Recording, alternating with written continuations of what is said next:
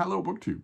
Recently, David Wiley over on his channel, I will leave a faulty link to his channel that won't work, but his channel is his name, so it'd be easy for you to find, started a series of videos on his channel called Bookshelf Essentials, where he pulls down a book that is just essential to his collection, the kind of thing that would be an answer to the usual hypothetical of if there were a house fire and you had to grab only so many books, or if you had to get rid of 99% of your collection, what would be left? These books are his answer to that, and they've been tremendous fun. Those videos have been tremendous fun. The minute I became aware of the series, I immediately wanted to do it myself. I wanted to steal the idea. And I'm not the only one. Michael K. Vaughan has also stolen the idea. There's nothing more. Why go to the bother of inventing original content on BookTube when you can just steal from creative people? So I've done a couple, and I want to do a third one today. And I, of course, added, when I did my own, I added a more prescriptive element to it than David did. David's idea was, these are my essential books. And I started to import an idea that these are your essential books, and I should back away from that. I should instead say, these are my essential books. I just have a lot of them, that's all. And one of them today, we're going to go back to Penguin Classics.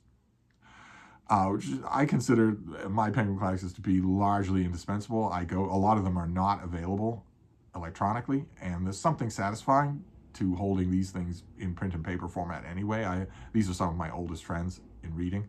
And the one that I want to pick today is, Penguin gave it a dumb name. The name of the book is the Chronographia, and it's by a Eastern Roman Empire writer, a Byzantine empire called Michael Psellus. He wrote a book called the Chronographia that tells the story of court and of baker's dozen of Byzantine emperors, who are not known the way their earlier Western counterparts are at all. But they fought wars, and they were ideological zealots, and they had all sorts of palace intrigue, and they were surrounded by all sorts of fascinating, weird characters, and there was lots of high-stakes drama. Now, in a circumstance like that, you have hopes as a reader, right? As a fan of history, you have hopes. One of those hopes will be that there is drama, and there was plenty. Another of those hopes will be that someone is there who can not only know that drama, but convey it well. That there's a person in the right place at the right time for that. We're blessed, even with the pitiless ratio of time, to have a great number of those for various stages of the Western Empire. And we couldn't be better situated for a couple of the people that did it for the Eastern Empire. There's Anna Komnene that did the Alexiad, but there's also Michael Psellus, who, Michael is a name that he is not actually his name. His name, like everybody else, he was named Constantine. But he briefly left public life to become a monk, and he took the name Michael as a monk, and it stuck. So why this is the way it is, I don't know. Why Penguin did this way, I don't know. I don't think we treat translations of works this way anymore. I'd like to hope that we don't. But Penguin did an enormous service, because there isn't another version of this thing. I don't think there still is. I think this came out in 1966. I don't think there still has been a popular translation of this work.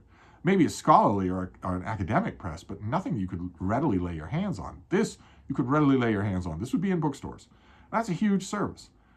And when you're looking at a period like this, a long period like this, this is covering roughly a period crossing the turn of the first millennium. So the 990s to the 1050s, something like that. Not a long stretch in the lifetime of the Eastern Empire. But when you look at a period like that, you have hopes. Like I said, you hope that there will be a lot of shot and incident, and there is. You also hope that there'll be the right person on the spot. And even when you get that, even when you get the right person on the spot, there are right people and there are right people. You'll be satisfied with a Suetonius. What you really want is a Tacitus. Someone who knows the people involved, someone who is walking the so-called corridors of power, someone who is not a distant provincial bystander who is reading works of data and primary sources, but rather who is living the life that they are then chronicling. We kill for stuff like that. We don't have it in a lot of periods of ancient history, but that's who Michael Psellus was. He knew the emperors that he was talking about. He was high in their esteem. He was an extremely powerful man in most of their reigns. Knew every last bit of detail, and has a very good, companionable prose line, which is another blessing. God, talk about hitting the jackpot. His the Greek of this period is torturous. It's absolutely torturous. And if the higher that you got in courtly society, the worse you were exposed to those habits, to those torturous habits of that Greek that chases and twists and is entangulated in a whole bunch of meaningless ways, merely to show your bravado. This is as far as you can get from good, clear Attic Greek. This is. It takes a lot of work to read this, and an even greater amount of work to translate it. This translation is by E.R.A. Suter, who was a classics don who went on to become a sociopathic betazoid on the USS Voyager and died heroically, defeating the Kazon. And he says in his introduction to this work that Michael Psellus is almost impossible to translate. And I don't mean to be churlish here, but I think he demonstrates that in the course of this book. There are things that I can hold against this book, even though it's an essential on my bookshelf. It is a window, a glimpse into a world that was infinitely complex, and most Western readers know nothing about it at all. Their knowledge of the Roman Empire tends to end with Marcus Aurelius. Maybe a last glimmer with Emperor Justinian and his general Belisarius, but otherwise no. So I'm grateful for that. I should be more talking about the Chronographia rather than 14 Byzantine rulers. It's whatever this penguin concoction is. I wish that I were holding up a Penn Classic Deluxe edition with a floppy spine and, the decal edges and the French flaps of a book that was called what the author called it, instead of 14 Byzantine rulers, and that maybe wasn't translated quite this way. Mr. Suter translates this in a clubbish kind of way. He very much shared the I won't say the besetting sin, because I very much enjoy it, but the besetting characteristic of the translators of the mid-20th century, which is to turn a lot of these, pretty much everything that came under their pen, into an English novel, which is not a bad thing. Even if it was the idiosyncrasy of a lot of these different translators that they came by, honestly, I wouldn't be blaming Penguin if it were also a house policy, because these things were meant to sell. They were meant to excite curiosity, not finish it. And they were meant to sell to a British reading public. So it makes sense that Constance Garnett would turn Tolstoy and even Dostoevsky into as close as she could come to a domestic British comedy of manners. It makes sense that she would do that, and there's an art form in that. Suter does the same thing here, and it can blunt some of the strangeness here. I'm going to exonerate him as far as I can, because I think Michael Psellus also wanted to blunt some of the strangeness. I think he also wanted to convey the humanity of his subject, and he does, very much so. This book is not what you would expect.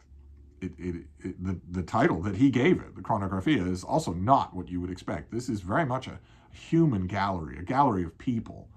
I picked a passage to read. Reading International bookmark. Oh my art. Well, this dictates what this tells you when I got it. I doubt that any of you are old enough to remember Reading International, or were in the right place at the right time to even know that it existed. It was an old bookstore, a retail bookstore. It was quite the destination. When you were doing a book bop, when you were going from bookstore to bookstore, back when there were like 40 of them in Boston and Cambridge, Reading International had to be on your list. That must be where I got this. I want to read you just a passage here. It's in mid-anecdote, so I don't expect it to make a kind of cut and dried stop and start sense. This is very much a garrulous book. The author loves telling stories, so it'd be hard for me to pick a section that wouldn't feel this way. But I want to give you at least a feel for what Suter is doing to this author. The actor fellow of whom I spoke some time ago had been in love with this princess before, and he was successful in his wooing. So he plotted against the emperor, but the plot went awry. When he returned from exile, he was more passionately in love than ever. I was well aware of this, but I thought Constantine knew nothing of it. Really, I was rather doubtful. However, it was he himself who settled the question for me. On a certain occasion, when I was accompanying him on one of his visits to the lady, he was being carried on a litter. Her lover was also one of the party. At the time, she was in her private apartment in the palace, standing by some latticed gates. Before embracing her, the emperor stopped, thinking of something, and while he was concentrating on the matter in question, the clown cast his eyes in the direction of his beloved. Seeing her, he smiled gently and then showed other signs of his love for her. Again and again, his eyes turned towards her. While this was going on, the emperor gently nudged me in the ribs. "See the rascal," he said, "still in love. His past punishment hasn't done him the least good." Immediately I heard him, I was covered in confusion, but he went on to see the lady, while the other, by no means abashed, looked at her with more insolence than ever.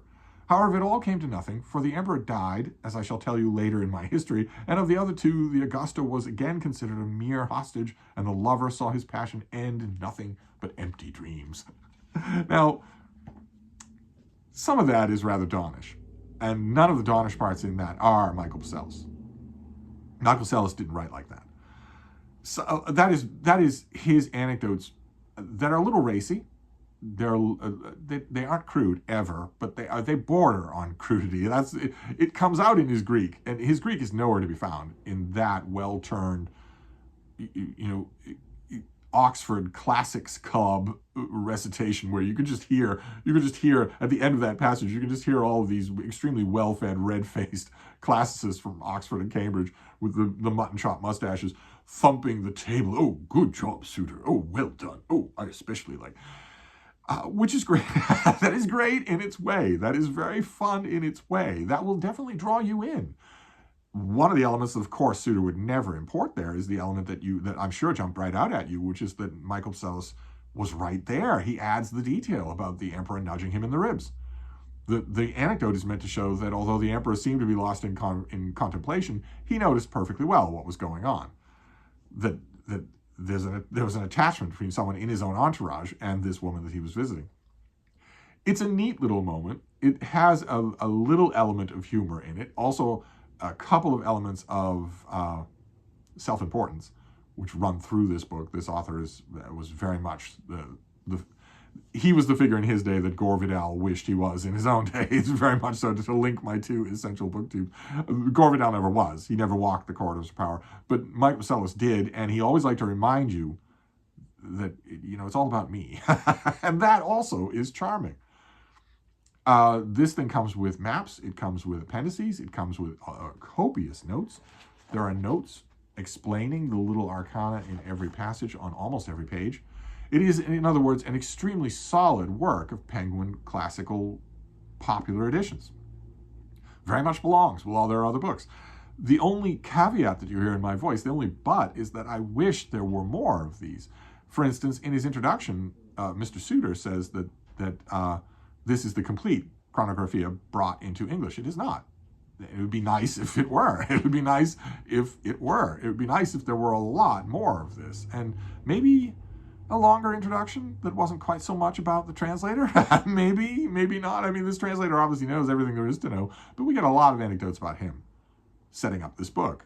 And they aren't made up for anywhere else. It's not like any of the appendices are making up for that lost space.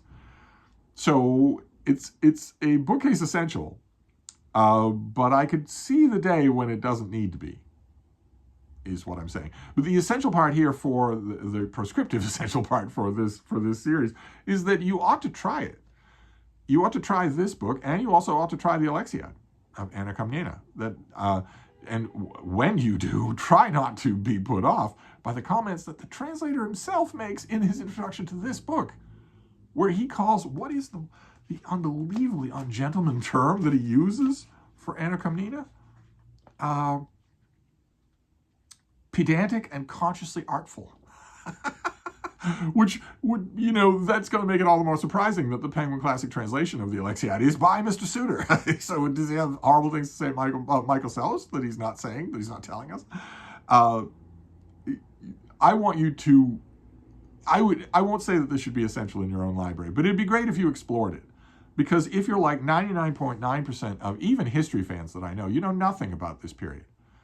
Couldn't name any of its emperors, couldn't name any of the palace intrigues, couldn't name any of the assassinations, couldn't name any of the wars, and they're fascinating. So why not read not only a contemporary history, but a contemporary history written by somebody who was literally at the elbow of the men who were making the history?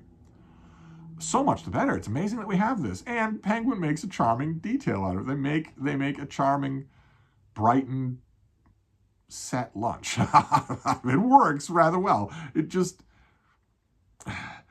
It could be stranger. This could be a stranger work. It should be a stranger work in English than it feels here.